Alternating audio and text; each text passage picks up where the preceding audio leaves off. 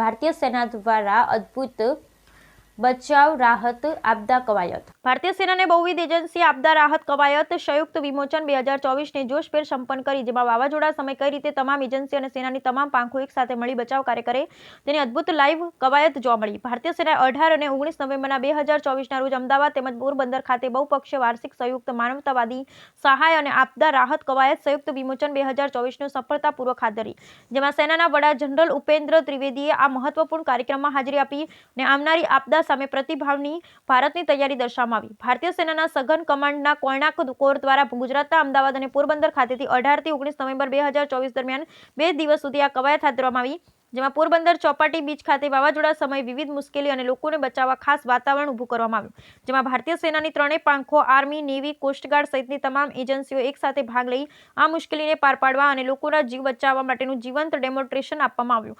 18 November 2024ના રોજ અમદાવાદ ખાતે કવાયતના પ્રારંભિક કાર્યક્રમમાં ગુજરાતના દરિયાકાંઠાના પ્રદેશમાં ચક્રવાતની થીમ પર ધ્યાન કેન્દ્રિત કરતી ટેબલ ટોપ કવાયત રજૂ કરવામાં આવી। આ કાર્યક્રમમાં એનડીએમએ, જીએસડીએમએ, હવામાન વિભાગ અને એફઆઈસીસીઆઈના પ્રતિનિધિઓએ ભારતીય સશસ્ત્ર દળોના અધિકારીઓ સાથે હાજરી આપી હતી। મલ્ટી એજન્સી ક્ષમતા પ્રદર્શનમાં ચક્રવાત જેવી ઊભા કરવામાં આવેલી પરિસ્થિતિ દરમિયાન સંકલિત બની લોજિસ્ટિક્સ, ઝડપી પ્રતિભાવ અને અસરકારક આપદા વ્યવસ્થાપન વ્યૂહરચનાની પ્રેક્ટિસ કરતી વિવિધ એજન્સીઓની કામગીરી રજૂ કરવામાં આવી।